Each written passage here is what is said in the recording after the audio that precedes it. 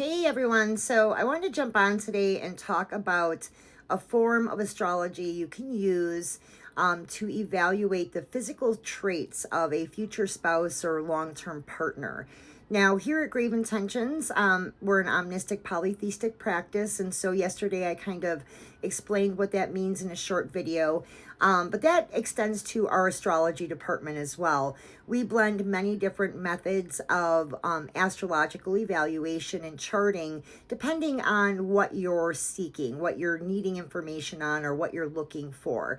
I find in astrology, just like in magic, there isn't a one size fits all. You have to kind of find the best methodology for the person and for the situation.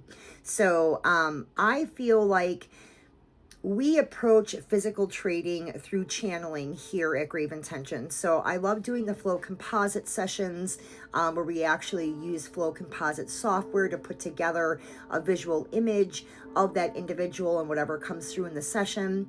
I also have a divination deck that I usually stack with some other decks that is all about physical trading of that partner or a meeting. And honestly, there are times that I use these methods outside of the realm of love and partnership. I've used it to help people figure out who stole from them or where a lost object was. I've used it for a lot of different methods if I'm trying to figure out what a person looks like physically, to help somebody kind of answer a question of some sort, right? So this form I wanted to talk to you about today of astrology, I just recently started using it more. I've known about it. It's Jyotish or Vedic astrology, and I use a lot of Vedic astrology. I love the D9 for synastry or midlife peaking, I guess we should say. I like the D20. There's a lot of different charts that I use in Vedic for very specific purposes. This chart is like, I think in Vedic astrology, all charts are like living spiritual documents, right? And I think that's across the board in astrology and any methodology, but especially in Vedic systems, I feel like because they use the sidereal zodiac, which is the current position of the constellations, which is different, of course, than Western for sure. There's more precision. It's not really probability. It's more of a scientific type approach. It's more in touch with the karmic imprint.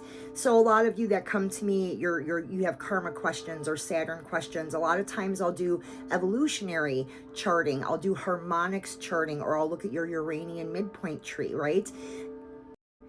This is a form of Vedic astrology where we can really kind of dive into that karmic imprint.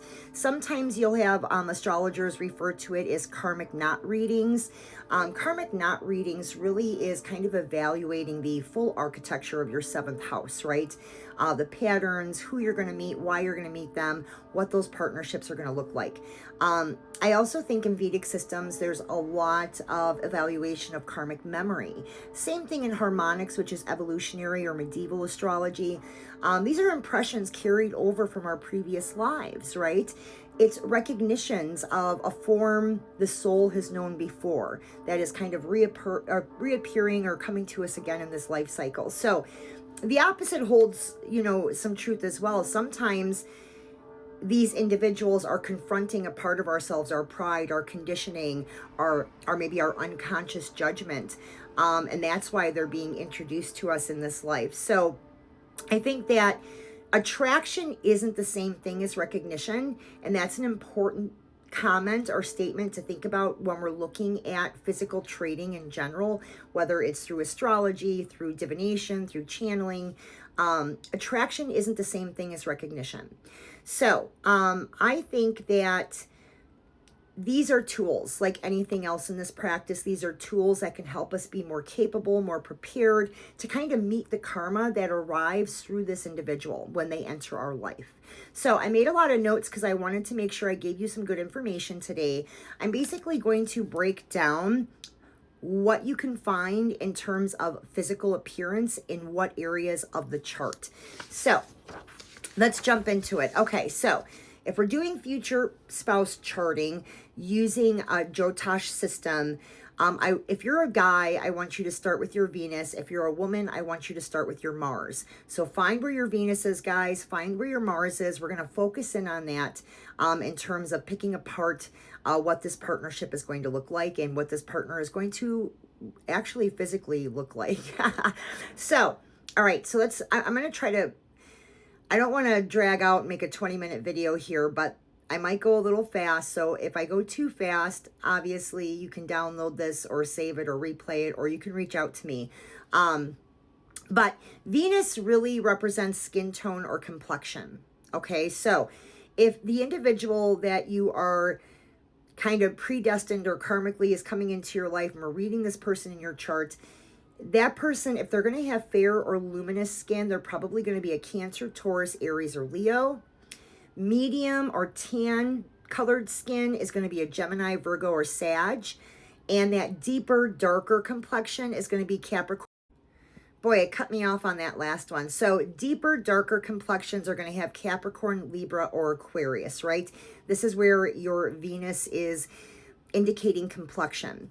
Now, I want you to think of the signs as containers, and the planet is the occupant, right? And together, those two create what is the stature or height of that person.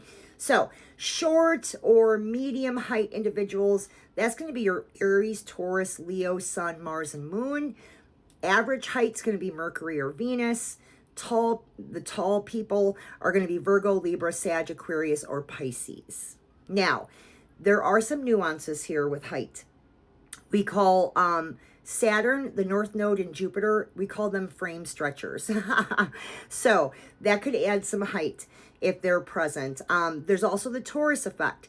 If there is a square set with Taurus, you know, it can go either way where it's proportionate. You know, I've seen a little bit of variance in the charts with this, so I'm not going to talk about this too much, but there is something called the Taurus effect. If there's a square set there, there is a lot of proportion. And there's also the Pisces caveat here with height. Pisces, they look tall when they're lean, but when they gain weight, they look shorter. It's a weird thing, but that shows up in charts time and time again. Now, let's talk about facial markers. Okay, this is a big one. Beauty marks. You're going to have Venus or Mars and the North Node, and that's going to usually create like a prominent mole on the face somewhere. If that individual has more hypnotic eyes, that's the North Node, right? And that's kind of like that love at first sight effect. Then we have what we call the eclipse shadow. So that's Sun, Mars, the North Node, and that's going to create a dark bluish shadow under the eyes. The brow mark, that's usually like a visible cut or scar on the eyebrow. That's going to be Mars or the South Node. And then the chin birthmark, which is different than a cleft chin. We'll get into that in a minute.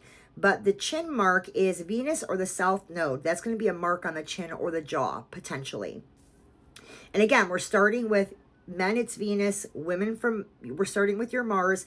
And we are looking at the sign as a container, the planets in there as occupants, and how this breaks down for complexion, height, and facial markers at this point. Now, moving forward, I know I'm going kind of fast, but there's a lot of information here. Cleft chins are a little bit different. Those are structural, that's planetary geometry, right? It's the center of the chin. You've met somebody with a cleft chin before. It catches the eye. That is going to be Saturn, Mars, and the South Node together, or just Saturn and the South Node alone, okay? So let's move on to hair. Okay, if that partner or that long-term, so if this future partner or spouse has curly hair, there's going to be a Mercury ruled sign there like Gemini or Virgo. If they're going to have long hair, it's usually the South Node on Venus or Mars. And that person also is probably a little bit artsy. They're kind of like a crafts person, just as an FYI. If Venus or Mars are conjunct the moon, that's your more seductive eyes. Also as a sideline here, I know we're talking about hair, but just something I thought to throw in. So now we're going to move past just the aspects with that starting point. Now, the second part of this is the seventh house, because the seventh house really does show the story. And it also has timing clues. One of the timing clues I look for, because they seem to play a big part in karmic interactions or karmic meetings. I know a lot of people look at the vernal point, they look at the vertex, But in the seventh house, if you're looking for timing clues on meetings, sometimes these karmic ones are around injury. And so I always take a look at that. So it's just kind of an FYI. You don't have to, but I use it as a tool. Now, if Virgo, Scorpio, or Aquarius is there, that individual, that partner usually has a chronic health condition. If Saturn, the Sun, or the South Node are in the 11th house, I would say there's going to be joint issues or a knee injury, possibly that started in youth. That would be a marker for that individual.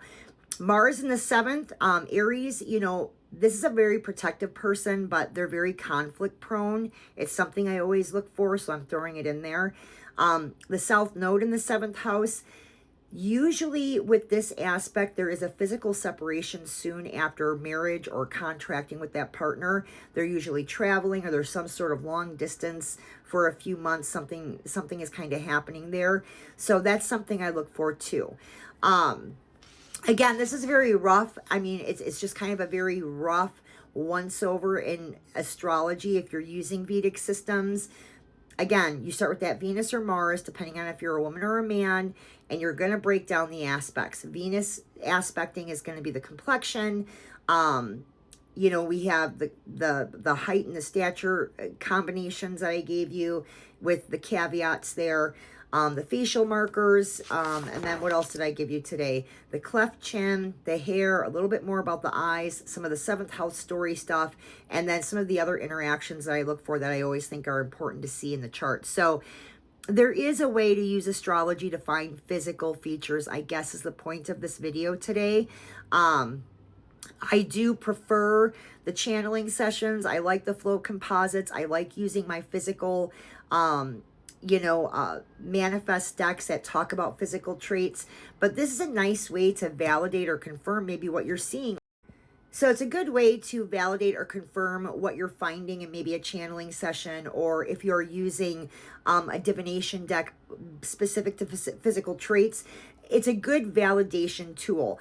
I like to use a combination of tools. I want to cross the T's and dot the I's.